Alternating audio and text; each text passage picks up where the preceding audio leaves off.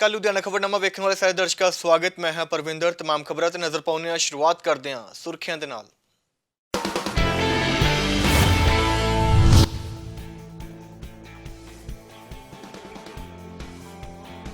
विधायक सिमरजीत बैंस में 7 लोगों के खिलाफ केस होया दर्ज। औरत ने जबर जनाह दे लाइसन इल्जाम। श्रोमणी अकाली दल ने किया रोस मुजाहरा। सिमरजीत बैंस की गिरफ्तारी की कीती मांग।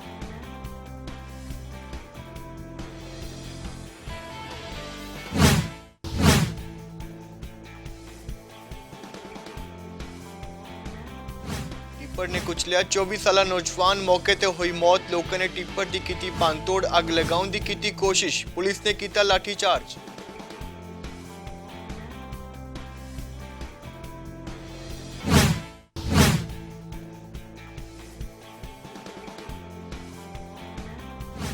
बिजली विभाग ने उद्योगपतियों दी राहत। दोपहर 2 बजे तो सवेरे 8 बजे तक फैक्ट्रियां चलाउण की मंजूरी। कारोबारी ने PSPCL के फैसले से दिता प्रतिक्रम। राहत नाल नहीं मिलेगा लाहा।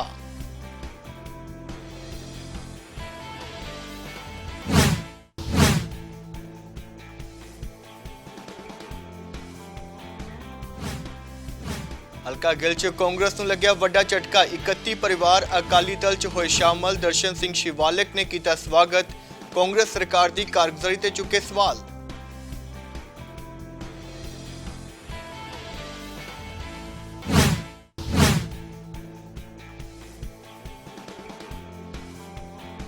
लुधियाना च सिक्ख्या विभाग की अगवाई के विच कई थाई लगाया गया किताबों का लंगर। घर घर जाके अध्यापकों ने वंडिया किताबां। बच्चों च पढ़ाई प्रति रुचि वधाउण दे लई शलाघायोग उपराला।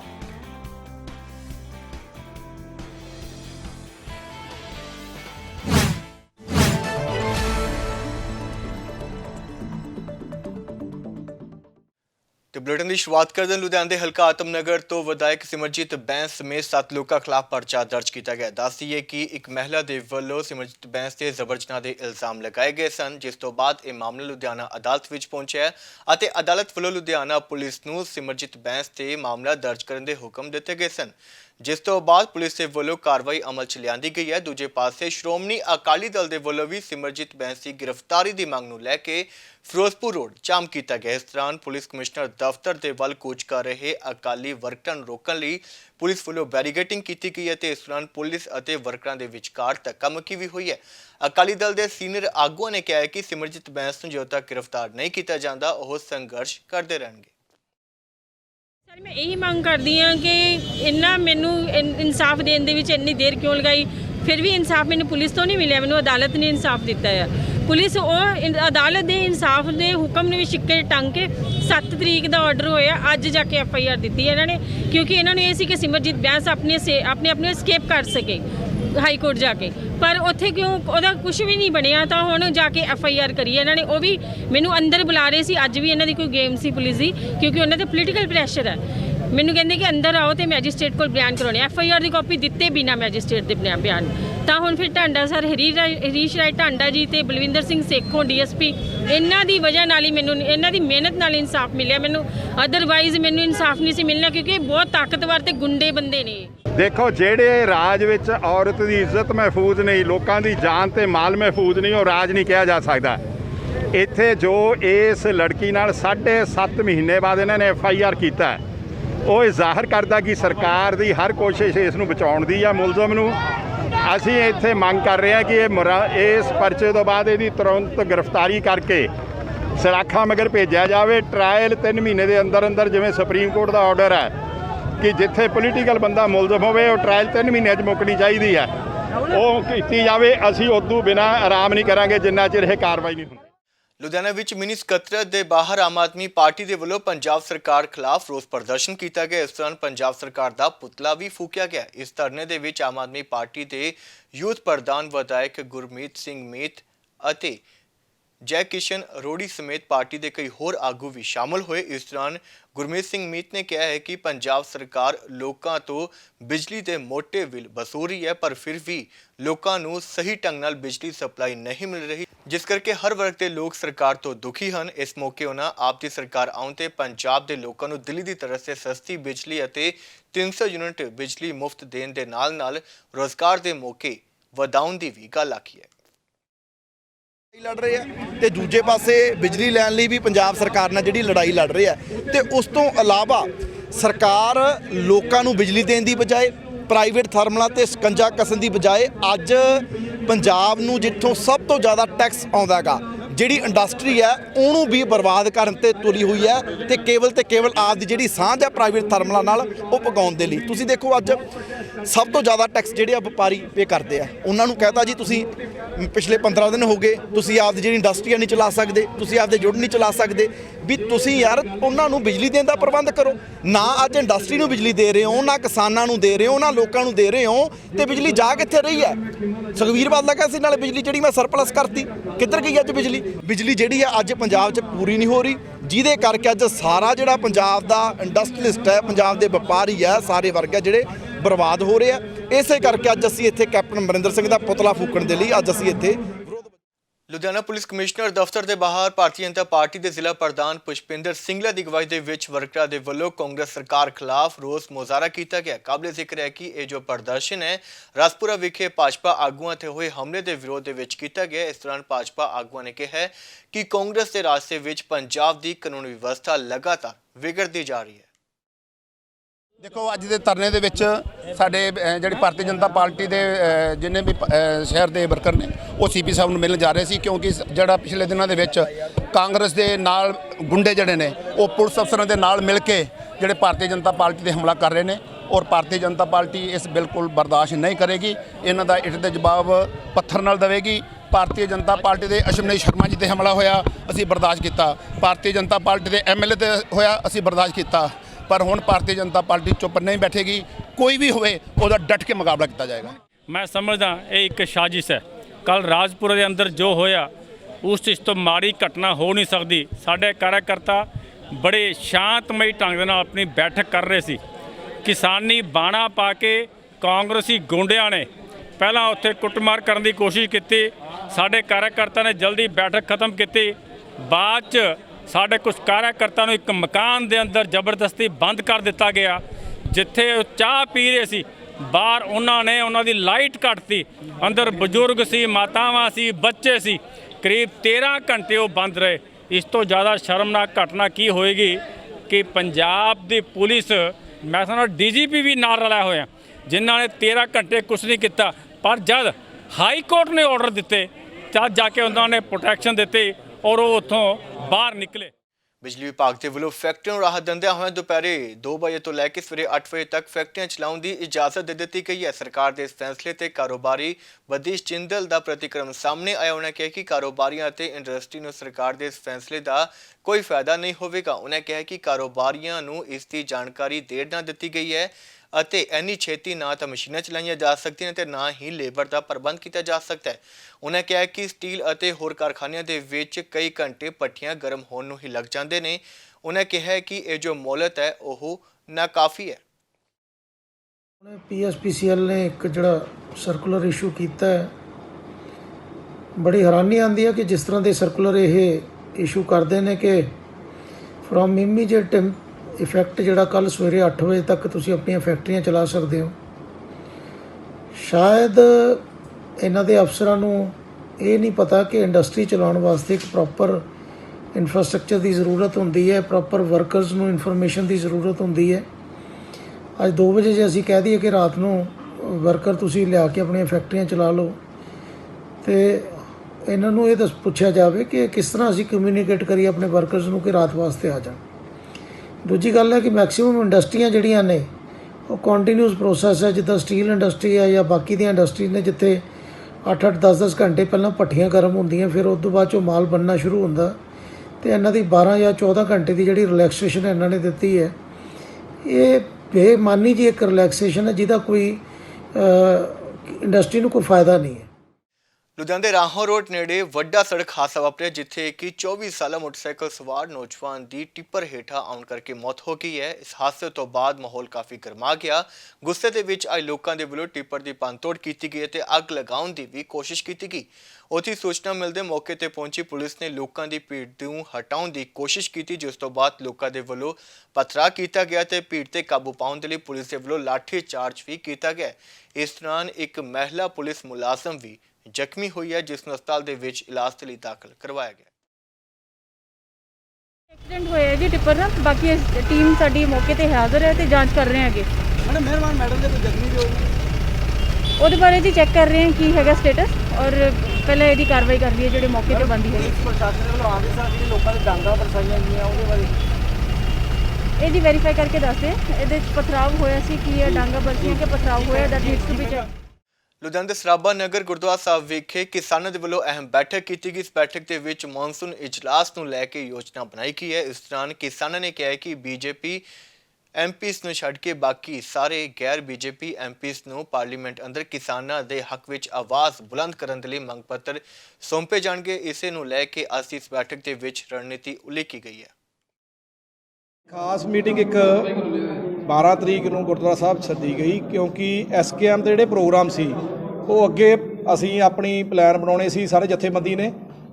ਉਹਦੇ ਤੇ 17 ਤਰੀਕ ਨੂੰ ਜਿਹੜਾ ਐਸਕੇਐਮ ਨੇ ਕਿਹਾ ਹੋਇਆ ਵੀ ਜਿਹੜੇ ਗੈਰ ਬੀਜੇਪੀ ਐਮਪੀ ਨੇ ਉਹਨਾਂ ਨੂੰ ਅਸੀਂ ਮੰਗ ਪੱਤਰ ਦੇਵਾਂਗੇ ਆਪਦੇ, ਜਿਨ੍ਹਾਂ ਨੂੰ ਉਹਦੇ ਵਿੱਚ ਲਿਖਿਆ ਹੋਊਗਾ ਵੀ ਤੁਸੀਂ ਪਾਰਲੀਮੈਂਟ 'ਚ ਜਾਣਾ, ਜਾ ਕੇ ਸਾਡੀ ਜਿਹੜੀ 3 ਕਾਨੂੰਨ ਤੇ ਐਮਐਸਪੀ ਦੇ ਉੱਤੇ ਕਮੇਟੀ ਦੀ ਗੱਲ ਕਰਨੀ ਆ। ਪਹਿਲਾਂ ਇਹ ਏਜੰਡਾ ਲਗਾਉਣਾ, ਇਸ ਏਜੰਡੇ ਤੋਂ ਇਲਾਵਾ ਪਾਰਲੀਮੈਂਟ ਚੱਲਣ ਨਹੀਂ ਦੇਣੀ ਤੇ ਕਿਸੇ ਵੀ ਹਾਲਤ 'ਚ ਵਾਕਆਊਟ ਹੋ ਕੇ ਬਾਹਰ ਨਹੀਂ ਆਉਣਾ। ਸਾਡੀ ਗੱਲ ਰੱਖਣੀ ਆ ਉੱਥੇ ਤੇ ਇਹਦਾ ਮਸਲੇ ਦਾ ਹੱਲ ਕਰਨਾ।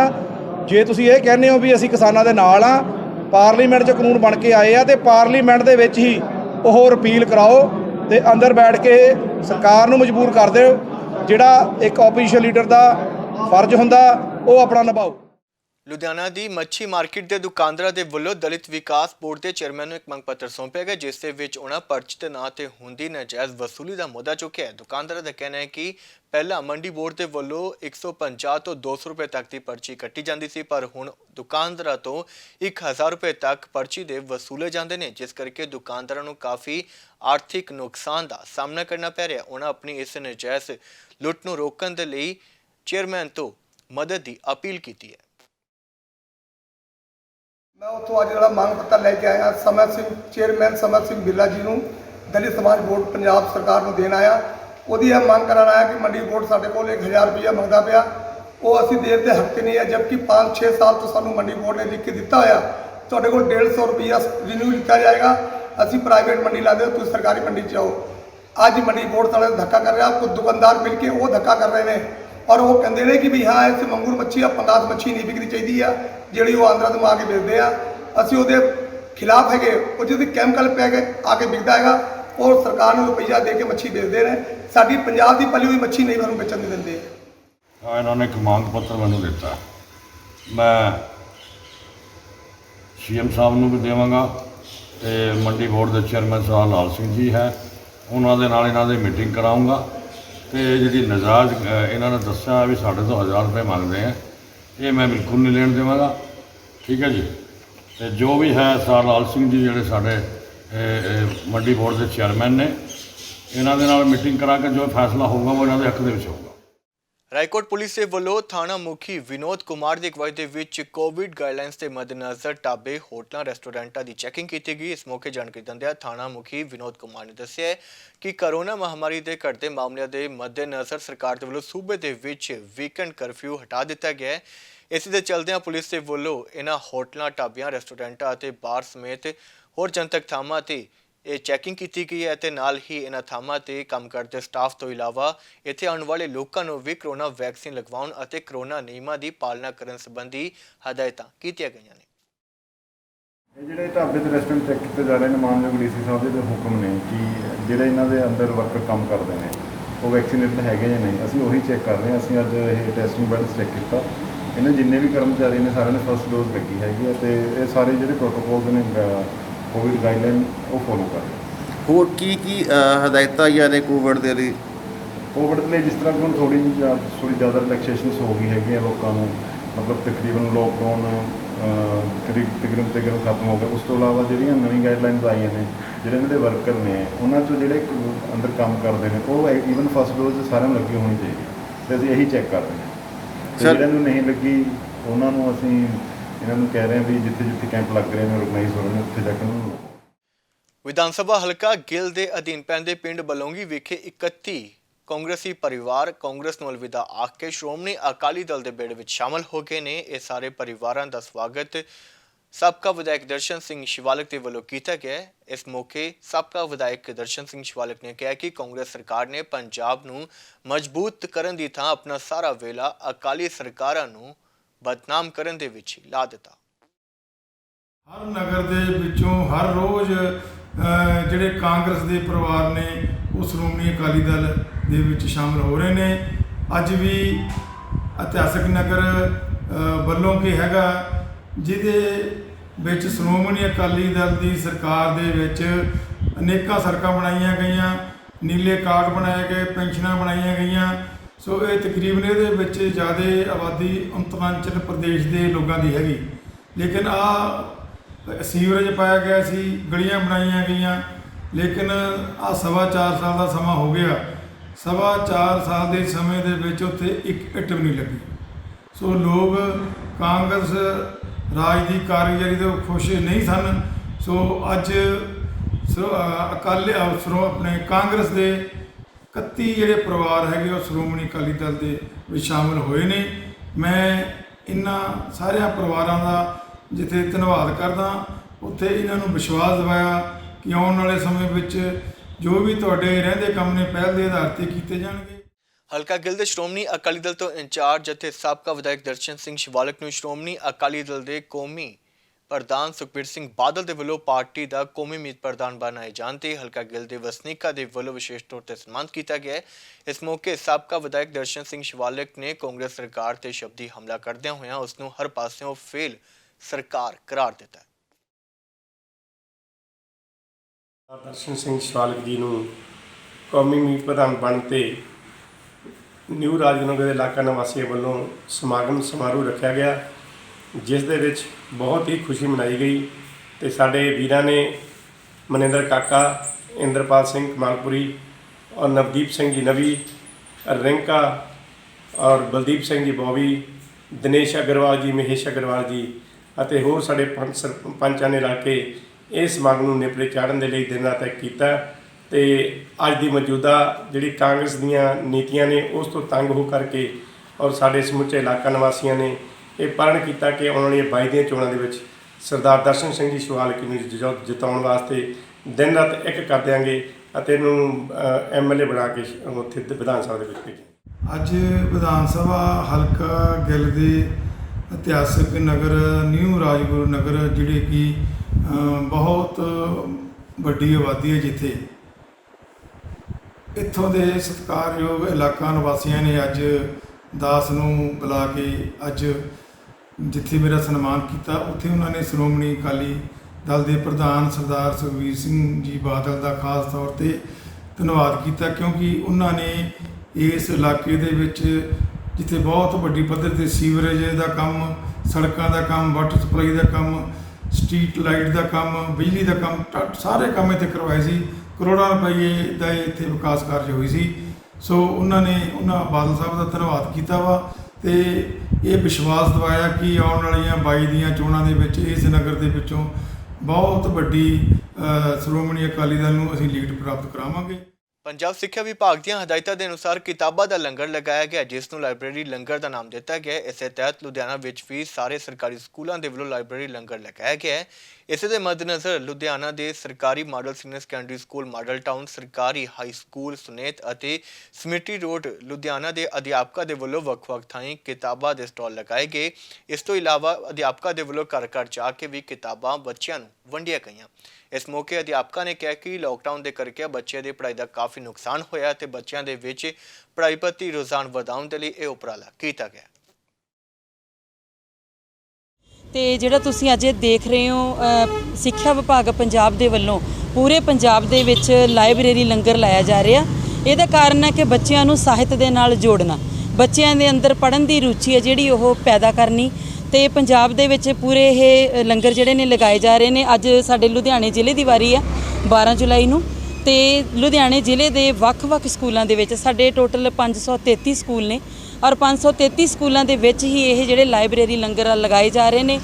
ਅਲੱਗ-ਅਲੱਗ ਥਾਵਾਂ ਦੇ ਉੱਤੇ ਸਟਾਲ ਲਾਏ ਗਏ ਨੇ। ਸਕੂਲਾਂ ਤੋਂ ਬਾਹਰ ਹੀ ਮਤਲਬ ਇਹ ਜਿਹੜੇ ਸਟਾਲ ਨੇ ਅਧਿਆਪਕਾਂ ਵੱਲੋਂ ਲਗਾਏ ਜਾ ਰਹੇ ਨੇ, ਜਿੱਥੇ ਪੇਰੈਂਟਸ ਨੇ ਜਿਹੜੇ ਆਪਣੇ ਬੱਚਿਆਂ ਸਮੇਤ ਆ ਰਹੇ ਨੇ ਤੇ ਆਪਣੀ ਮਨਪਸੰਦ ਕਿਤਾਬਾਂ ਨੇ ਜਿਹੜੀਆਂ ਬੱਚੇ ਲੈ ਕੇ ਜਾ ਰਹੇ ਨੇ, ਅਸੀਂ ਉਹਨਾਂ ਨੂੰ ਇਹ ਕਿਤਾਬਾਂ ਜਾਰੀ ਕਰ ਰਹੇ ਹਾਂ ਤੇ ਇਹ ਕਿਤਾਬਾਂ ਜਿਹੜੀਆਂ ਨੇ 30 ਤਰੀਕ ਨੂੰ ਹੀ ਅਸੀਂ ਮਤਲਬ ਵਾਪਸ ਲਵਾਂਗੇ ਇਹਨਾਂ ਥਾਵਾਂ ਦੇ ਉੱਤੇ ਹੀ ਜਿੱਥੇ ਅਸੀਂ ਇਹ ਲਾਇਬ੍ਰੇਰੀ ਲੰਗਰ ਚਲਾ ਰਹੇ ਹਾਂ। ਅੱਜ ਇਹ ਜਿਹੜਾ ਲਾਇਬ੍ਰੇਰੀ ਲੰਗਰ ਲਗਾਇਆ ਜਾ ਰਿਹਾ ਪੁਸਤਕਾਂ ਦਾ, ਇਹ ਸਾਡੇ ਮਾਨਯੋਗ ਪ੍ਰਿੰਸੀਪਲ ਸਾਹਿਬਾਨ ਔਰ ਡੀਐਮ ਸਾਹਿਬਾਨ ਜਿਹੜੇ ਸਾਡੇ ਸਕੂਲ ਦੇ ਹੀ ਹਨ, ਉਹਨਾਂ ਦੀ ਦੇਖ ਰੇਖ ਵਿੱਚ ਲਗਾਇਆ ਗਿਆ ਹੈ ਔਰ ਸਾਡੀਆਂ 4 ਟੀਮਾਂ ਜਿਹੜੀਆਂ ਅਲੱਗ-ਅਲੱਗ ਗੁਰਦੁਆਰੇ ਸਾਹਿਬਾਨ ਵਿੱਚ ਜਾ ਕੇ ਉਹਨਾਂ ਨੇ ਲੰਗਰ ਲਗਾਇਆ ਹੈ। ਅਸੀਂ ਇਸ ਦੀ ਸ਼ੁਰੂਆਤ ਇੱਥੋਂ ਮੋਬਾਈਲ ਲਾਇਬ੍ਰੇਰੀ ਲੰਗਰ ਦੇ ਤੌਰ ਤੇ ਕੀਤੀ ਹੈ। ਸੋ ਇੱਥੇ ਵੀ ਬਹੁਤ ਉਤਸ਼ਾਹ ਵੇਖਿਆ ਗਿਆ ਹੈ। ਸਾਰੇ ਜਿਹੜੇ ਪੇਰੈਂਟਸ ਹਨ ਔਰ ਬੱਚੇ ਹਨ, ਉਹਨਾਂ ਵਿੱਚ ਕਾਫੀ ਉਤਸ਼ਾਹ ਪਾਇਆ ਗਿਆ ਹੈ ਕਿਤਾਬਾਂ ਨੂੰ ਲੈਣ ਲਈ। ਸੋ ਇਹ ਬਹੁਤ ਅੱਛੀ ਮੁਹਿੰਮ ਹੈ ਬੱਚਿਆਂ ਨੂੰ ਸਾਹਿਤ ਦੇ ਨਾਲ ਜੋੜਨ ਦੀ। ਤੇ ਜਾਣ ਤੋਂ ਪਹਿਲਾਂ ਇੱਕ ਨਜ਼ਰ ਸੁਰਖੀਆਂ ਤੇ ਇੱਕ ਵਾਰ ਫਿਰ ਤੋਂ।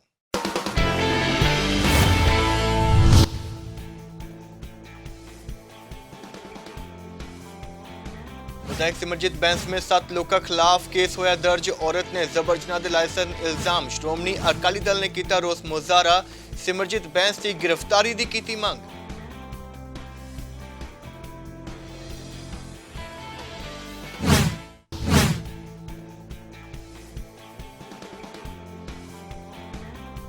टिप्पर ने कुचलिया 24 साला नौजवान मौके ते हुई मौत। लोगों ने टिप्पर की कीती भंनतोड़। अग लगाउण दी कीती कोशिश। पुलिस ने किया लाठीचार्ज।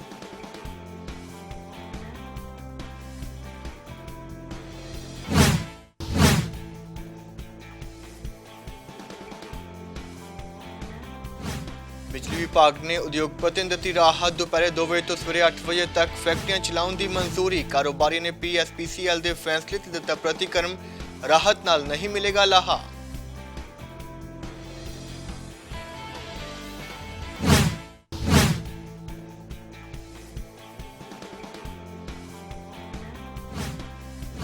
हल्का गिल च कांग्रेस नूं लग्या वड्डा झटका। 31 परिवार अकाली दल च होए शामिल। दर्शन सिंह शिवालिक ने किया स्वागत। कांग्रेस सरकार की कारगुजारी ते चुके सवाल।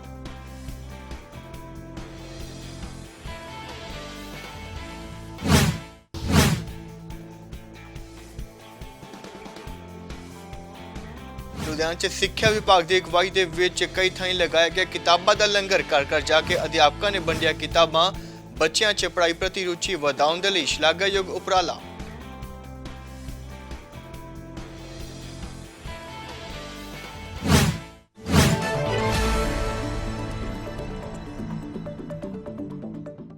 फिलहाल लुधियाना खबरनामा ਦੇ ਵਿੱਚ ਬਸ ਇੰਨਾ ਹੀ। ਜੇਕਰ ਤੁਸੀਂ ਕੋਈ ਵੀ ਜਾਣਕਾਰੀ ਜਾਂ ਸੁਝਾਅ ਸਾਡੇ ਨਾਲ ਸਾਂਝਾ ਕਰਨਾ ਚਾਹੁੰਦੇ ਹੋ ਤਾਂ news@fastfood.in ਤੇ ਸਾਡੇ ਨਾਲ ਸੰਪਰਕ ਕਰ ਸਕਦੇ ਹੋ। ਇਸ ਤੋਂ ਇਲਾਵਾ ਸਾਨੂੰ www.fastfood.in ਤੇ ਆਨਲਾਈਨ ਵੀ ਦੇਖ ਸਕਦੇ ਹੋ। ਮੈਨੂੰ ਜੋ ਇਜਾਜ਼ਤ, ਧੰਨਵਾਦ।